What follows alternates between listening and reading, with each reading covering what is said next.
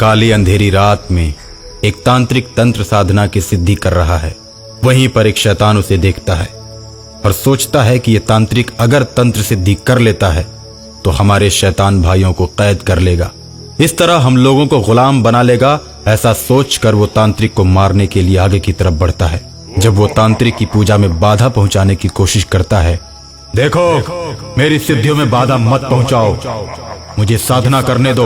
मैं राजा राय बहादुर राय की आत्मा हूँ। ये मेरा इलाका है, यहाँ पर वही होता है जो मैं चाहता हूँ।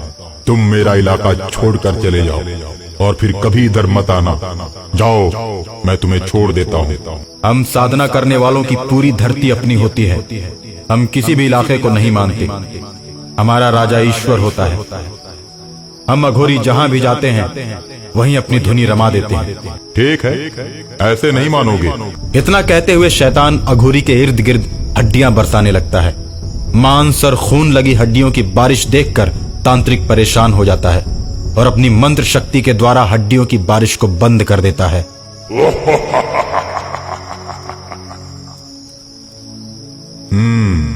मेरे इलाके में आकर मुझको ही चैलेंज करता है। ये ले। ऐसा कहकर शैतान एक तलवार तांत्रिक की तरफ तेजी से फेंकता है। तलवार तांत्रिक के सीने में घुस जाती है। तांत्रिक वहीं दम तोड़ देता है और शैतान उसका खून पीकर चला जाता है। सुबह होते ही जब मंदिर का पुजारी पूजा करने के लिए मंदिर आता है तो उसे तांत्रिक की लाश दिखाई पड़ती है, जिसे देखकर वो डर जाता है और डर की वजह से चिल्लाने लगता है। पुजारी के चिल्लाने की आवाज को सुनकर गांव के लोग इकट्ठा हो जाते हैं और फटी आंखों से तांत्रिक की लाश को देखते हैं और पुलिस स्टेशन जाकर इस बात की जानकारी देते हैं। उसके बाद दरोगा आकर पुजारी से पूछताछ शुरू करता है। तुम रात को कितने बजे मंदिर बंद करते हो? मैं तो शाम को 6 बजे ही मंदिर बंद करके अपने घर चला जाता हूँ। इतनी जल्दी जाने का कारण? साहब, ये बहुत सुनसान इलाका है। 4 बजे के बाद ही यहाँ सभी लोग डरने लगते हैं। ठीक है, तुम मेरे साथ पुलिस स्टेशन चलो। दरोगा पुजारी को पुलिस स्टेशन ले जाकर जेल में बंद कर देता है। तांत्रिक को मारने वाला कोई और नहीं, वो तुम हो। तांत्रिक को मारकर तुमने शोर मचाया। तुमने रात में ही तांत्रिक को मार दिया और चुपचाप घर चले गए और सुबह आकर शोर मचाकर सबको बुला लिया ताकि तुम्हारी तरफ किसी का ध्यान न जाए। और उस रात शैतान जेल के अंदर आता है और पुजारी से कहता है, देख पुजारी, तू पूजा करके भी फंस गया। तेरे भगवान ने तेरी कोई मदद नहीं की और तेरे इसी भगवान ने मेरी भी मदद नहीं की थी, इसीलिए मैं मारा गया। तू पूजा पाठ का चक्कर छोड़ दे तो मैं तुझे बचा लूंगा। अच्छा, तो तूने उस तांत्रिक को मारा है? तूने ऐसे आदमी को मारा है जो पूरे गांव की भलाई किया करता था? अब तेरा अंत निश्चित है। शैतान जेल में कैद पुजारी को मार देता है। पुजारी की पत्नी और उसका एक छोटा सा लड़का जेल में पुजारी को देखने जाते हैं। मरते वक्त पुजारी अपने खून से सने हाथों से जेल की दीवार पर शैतान राजा राय बहादुर राय लिख देता है।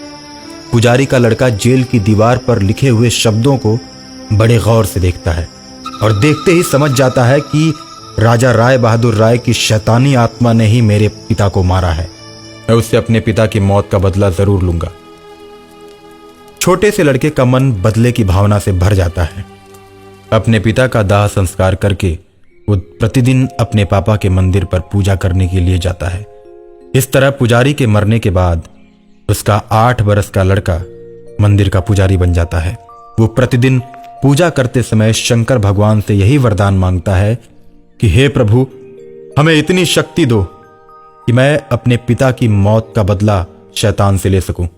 नास्तिक शैतान हमेशा ही पूजा पाठ करने वालों से नफरत करता है और उसे जान से मार देता है। वो राजू से भी नफरत करने लगता है। राजू एक दिन मंदिर से पूजा करके घर जा रहा था, तभी अचानक शैतान उसके सामने प्रकट हो जाता है। देख, मुझे मंदिर में पूजा करने वालों से सख्त नफरत है। मेरे द्वारा बनाए हुए मंदिर में जब कोई भी पूजा करता है तो मेरी शक्तियां कम होने लगती हैं। इसीलिए मैं पूजा करने वाले पुजारी को मार देता हूँ। तो मेरे पिताजी का खून तुमने ही किया है? तुम्हारे पिताजी से मेरी कोई दुश्मनी नहीं थी, लेकिन मेरे रोकने के बाद भी वो मंदिर में पूजा करते रहे और मेरे दुश्मन तांत्रिक से दोस्ती की जिसके चलते मैंने उन्हें मार दिया। भूत अंकल, क्या तुम मुझे भी मार दोगे?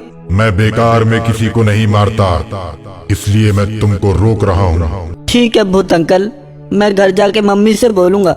अगर वो मंदिर जाने से रोकेगी तो मैं पूजा करने नहीं आऊंगा। राजू घर जाकर मम्मी को सारी बातें बताता है। बेटा तो अभी बहुत छोटा है, शैतानों से उलझना ठीक नहीं। पति को तो मैं खो ही चुकी हूँ, अब तुझे खोना नहीं चाहती। तू मंदिर जाना छोड़ दे बेटा। नहीं माँ, मैं अपने पूजा करने वाले परिवार की परंपरा को नहीं छोड़ूंगा। मेरे पिता को भी शैतान ने चेतावनी दी थी, फिर भी उन्होंने पूजा नहीं छोड़ी। मैं भी उन्हीं का लड़का हूँ, इसलिए मैं भी पूजा करना नहीं छोड़ूंगा।